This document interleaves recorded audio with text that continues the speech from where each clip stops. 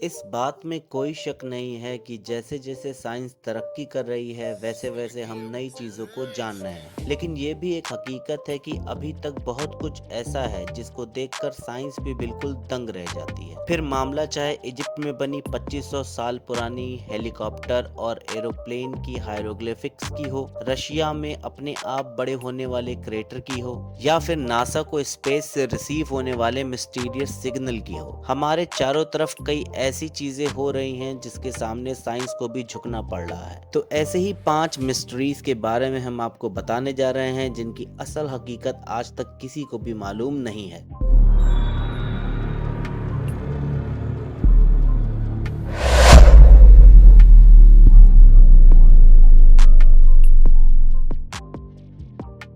Number 5। बेशक दुनिया के पावरफुल टेलीस्कोप से हम 13.1 बिलियन लाइट ईयर्स दूर गैलेक्सी को देख सकते हैं। ब्लैक होल की फोटो कैप्चर करने में भी हम कामयाब हो चुके हैं और साइंस की पावर इस्तेमाल करके हम 14 करोड़ किलोमीटर दूर मार्स पर कई रोवर्स भी भेज चुके हैं। लेकिन सबसे बड़ी हकीकत यह है कि तमाम मिशन हम जिस प्लेनेट पर कर रहे हैं उसके ओशंस को अभी तक हम एक्सप्लोर नहीं कर पाए हैं।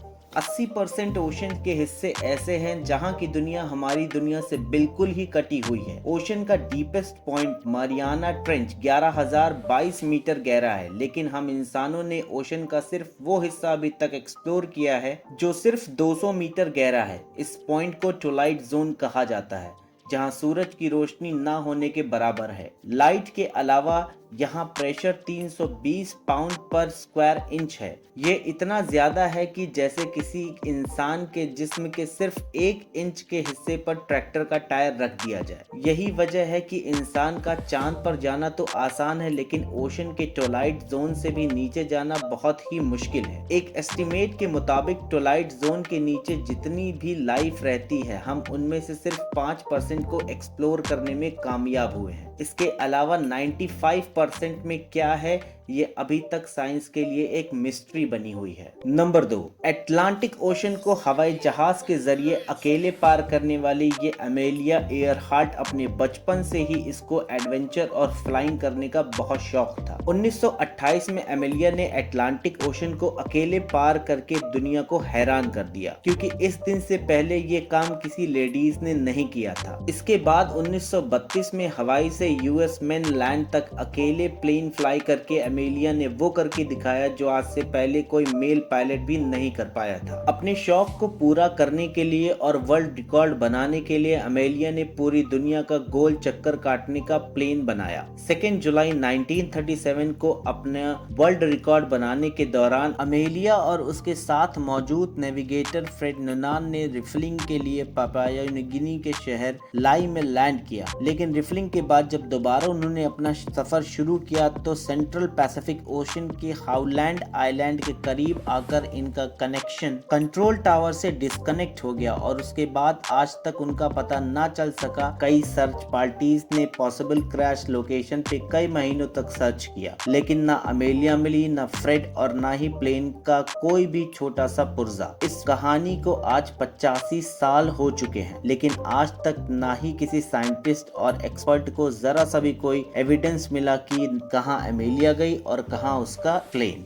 नंबर 3। ये किसी आर्ट गैलरी की पेंटिंग नहीं, बल्कि ये चाइना में मौजूद ज़ैंगी नेशनल पार्क की रियल फोटोग्राफ है। 322 स्क्वायर किलोमीटर पर फैला ये नेशनल पार्क अपने रंगीन पहाड़ों की वजह से पूरी दुनिया में फेमस है। रंगत से भरी इन खूबसूरत पहाड़ियों और रॉक फॉर्मेशन को देखकर ऐसा लगता है कि इसको शायद किसी ने कलर पेंट किया है। हकीकत में ये बिल्कुल नेचुरल है, लेकिन सवाल ये है कि आखिर ऐसा मुमकिन कैसे हुआ। कई साइंटिस्ट का मानना है कि इन पहाड़ों के कलरफुल होने की वजह यहाँ मौजूद सैंडस्टोन और मिनरल्स का मिक्सचर है, जो कई सालों से केमिकल रिएक्शन कर रहे हैं। लेकिन ऐसा इत्तेफाक तो कई और जगहों पर भी हो रहा है, तो कलरफुल फॉर्मेशन सिर्फ यहीं पर क्यों है? जो लोग इस थ्योरी को नहीं मानते उनका कहना है कि अर्थ की टेक्टोनिक मूवमेंट की वजह से ये खूबसूरत फॉर्मेशन बनी है। कई सदियां गुजरने के बावजूद भी साइंस अभी तक इस दिलकश और हसीन पहाड़ों के पीछे का असल राज नहीं जान सकी है। नंबर 4, हमारा स्पेस बहुत सी मिस्ट्रीज और लाजवाब सवालात से भरा हुआ है। इसको जानना और समझना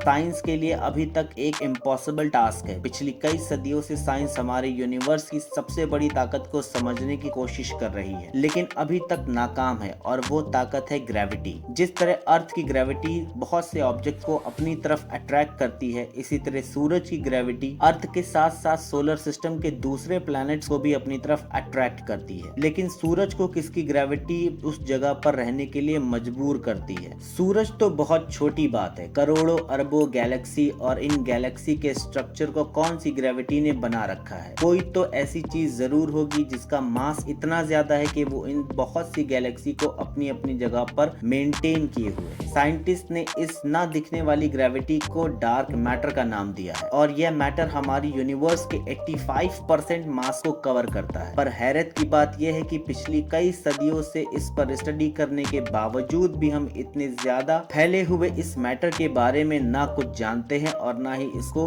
हबल या फिर जेम्स वेब जैसे पावरफुल टेलीस्कोप से देख सकते हैं। साइंस सिर्फ इतना जानती है कि डार्क मैटर मास का एक थोरेस्ट है जिसको ना हम देख सकते हैं ना ही महसूस कर सकते हैं, लेकिन इसकी ग्रेविटी की वजह से ही इस यूनिवर्स का पूरा सिस्टम चल रहा है। नंबर 5, वैसे तो एक छोटी सी चींटी से लेकर एक बड़े हाथी तक जितने भी लिविंग बीइंग्स है वो अपने प्रॉब्लम को सॉल्व करने के लिए अपने ब्रेन का इस्तेमाल करते हैं। अगर ब्रेन ना हो तो कोई भी लिविंग बीइंग छोटे से छोटा प्रॉब्लम भी सॉल्व नहीं कर पाए। लेकिन स्लाइम मोल्ड के नाम से पहचाना जाने वाला एक बहुत ही सिंपल ऑर्गेनिज्म है, लेकिन इसके साथ साथ ये बहुत ही कॉम्प्लेक्स भी है। इसके पास ब्रेन नहीं होता, लेकिन इसके बावजूद भी ये बहुत चालाक माना जाता है। स्लाइम मोल्ड कॉम्प्लेक्स मेजेस को भी बहुत ही आसानी से सॉल्व करता है, और ये अपने फायदे के हिसाब से डिसीजन भी लेता है। साइंटिस्ट को कई सबूत मिले हैं कि स्लाइम मोल्ड दिन के कुछ ही टाइम को पहचान सकता है, लेकिन सवाल ये है कि एक सिंगल ब्रेन सेल ना होने के बावजूद भी स्लाइम मोल्ड ये सब कुछ कैसे करता है? ये सवाल साइंटिस्ट को आज भी परेशान किए हुए है। सो दोस्तों, ऐसे ही अमेजिंग वीडियोस के लिए हमारे चैनल पे विजिट करते रहें। तब तक के लिए take care, bye bye, have a nice day.